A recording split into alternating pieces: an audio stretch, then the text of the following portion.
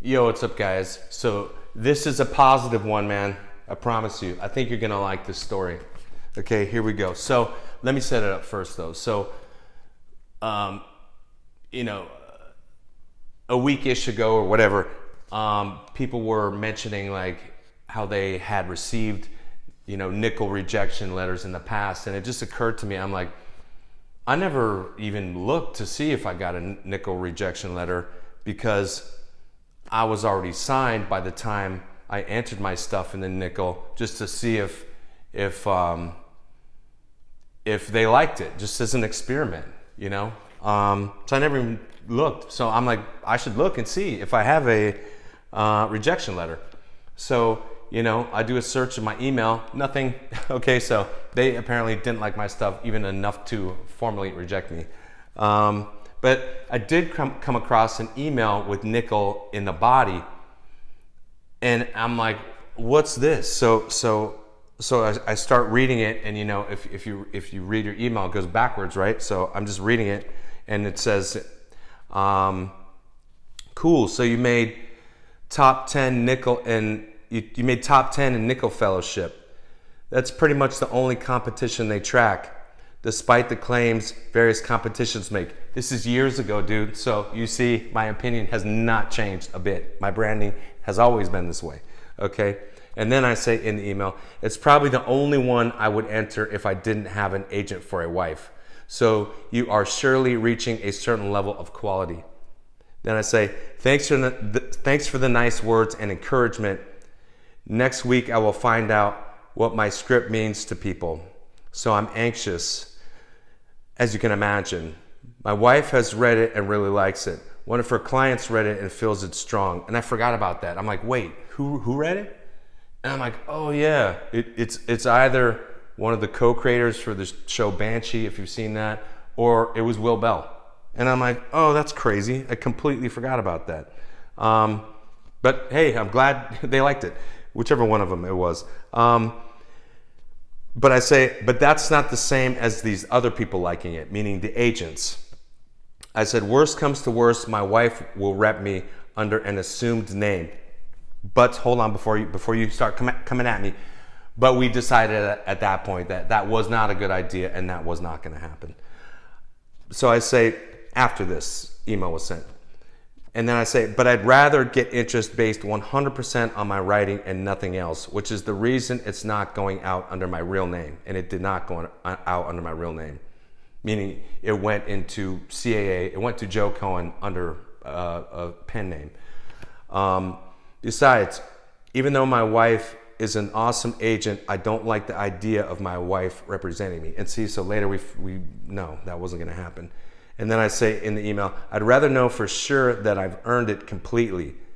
But I do know my wife and her clients are honest about their feelings. I told my wife I'd gladly throw it in the garbage if it wasn't to that level, and wouldn't expect her to pass it around in that case. So we'll see. I'm trying to get signed to the toughest agency in the world. Odds are definitely not in my favor. Okay? Even though my ex was my wife at the time and a CA agent at the time. And at that time, my ex was like, I think it's good. Do you mind if I take it in and get a second opinion, and maybe they'll sign you? But I wouldn't hold your breath. Okay? It's probably going to be a no. So I'm like, okay, whatever. So then I say, good luck with the new film. And so as I'm reading this, I'm like, who am I talking to? Reading this back now, and it says, then they say, and I'm leaving some stuff out that is irrelevant. But they say, but your whole post was right on with everything I've heard and read and learned the hard way over the last 10 years of banging it out as a screenwriter. I came the closest to landing an agent last year. I was semi-finalist in the Nickel Fellowship, but didn't make it to the top 10. So I got that wrong in my response. I thought they said did make it to the top 10. Did not, okay? And then they say, this writer says, got a lot of requests and then a lot of rejections. So I'm back at it again with a new script and a new film this year. I'm a writer-director. Best of luck to you. you know what you're talking about, and I'm not just saying that because I agree with you. I hope your wife and her colleagues love the script. And so I'm like, who am I talking to? And I wonder whatever happened to this writer. So then I go to the header, and it says, if you would like to respond to the sender, simply hit reply. Thank you for being an indieclub.com member. I'm like, wow, I totally forgot about that until just now. Like, oh yeah, that was a indie site that I used to go on way back in the day. And so then I read, I'm like, who was this? And so I read, and then it says full name, Mickey Fisher. I'm like, wait a minute, what? And then it says the screen name. I'm like, I remember this dude, talking to him on this website. But then I'm like, is this that Mickey Fisher? Because, I followed him on Twitter because I knew his work, but I never, I didn't know him as Mickey Fisher. I knew him as the screen name, his handle, so I reached out to him immediately. I'm like, was this you, dude?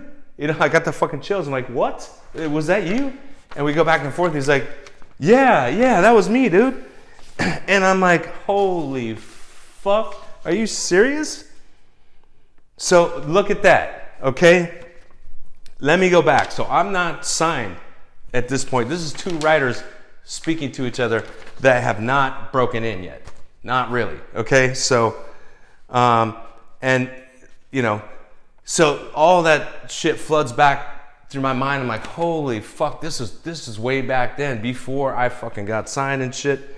And, thinking of like, back then, this is before I got signed, and back then I was composing and shit, and then to think like, then I'm doing meetings and working with like people that would never give me the time of day as a composer, way over my head, like people that my ex was talking to, like A-list people and shit. Like who? Like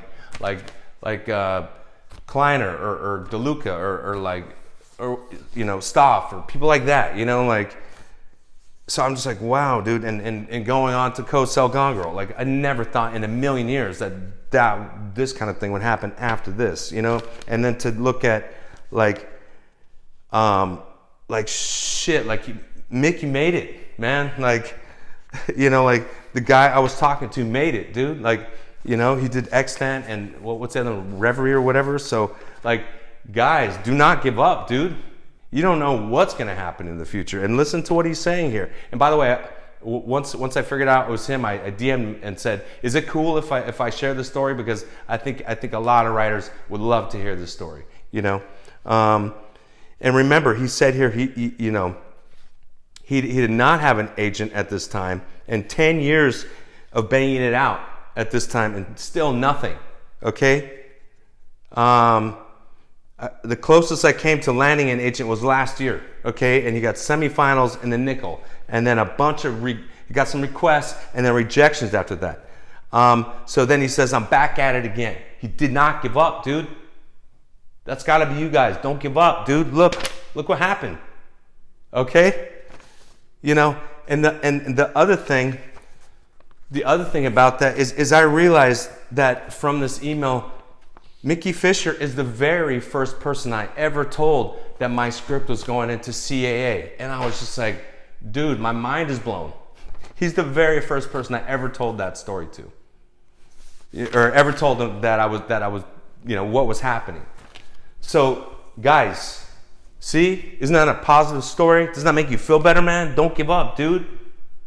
Even after 10 years of banging your head against the wall, boom, someday you're a showrunner, Someday you create a couple shows and now everybody's wrong about your script, even Nickel, okay? Do not give up, guys. Best of luck. Later.